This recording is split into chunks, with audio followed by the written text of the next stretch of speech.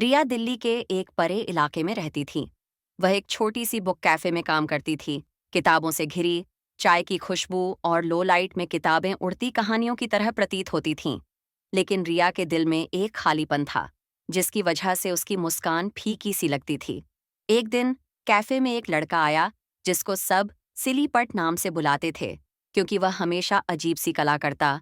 कभी दीवार पर रंग बिरंगे चित्र बनाता, कभी झूमते संगीत पर कदम थिरकाता। उसकी दुनिया अलग थी, जितना अजीब उतना ही सच्चा। रिया उसे पाती कि सिलीपट रोज शाम को वहीं आता है, एक कोने में बैठकर चाय पीता है और आंखों में कुछ शायद कहने को रखता है। एक शाम बिजली चली गई, कमरे अंधेरे में डूबे। तभी सिलीपट ने एक मोमबत्ती जलाई और धीरे से बोला, तुम्हारी मुस्कान में एक कहानी छुपी है। वह गुम सी लगती है। क्या तुम उसे वापस लाओगी? रिया हिचकी। मुस्कान? वह तो बचपन से चली गई।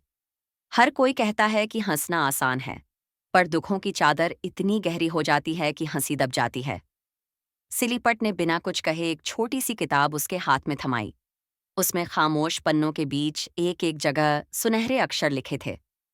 जब तुम अपने भीतर की रोशनी झांकोगी, एक मुस्कान वापस लौट आएगी उस दिन। अंधेरा भी सहम जाएगा। उस किताब ने कुछ जगा दिया। करीब महीना बाद रिया ने देखा कि उसके चेहरे पर नन्ही सी मुस्कान आती है। पहले एक एक झलक, फिर धीरे धीरे पूरी तरह। किसी पुराने दर्द का हल नहीं हुआ था, पर उस मुस्कान ने आशा जगा दी थी।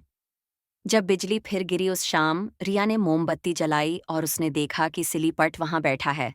पहले जैसा नहीं, शांत और संतुलित। उसने कहा, मुस्कान जो तुमने पाई, उसकी वजह तुम हो, और मैं बस एक दर्पण था। रिया ने आंखें बंद कर लीं। आंखों से एक एक आंसू मुस्कुराकर नीचे गिरा और फिर मुस्कान में घुल गया। सीख।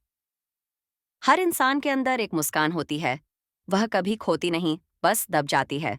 सही साथ, सही शब्द, सही समय, ये तीनों मिलकर हमें वह मुस्कान लौटाने का जादू कर सकते हैं।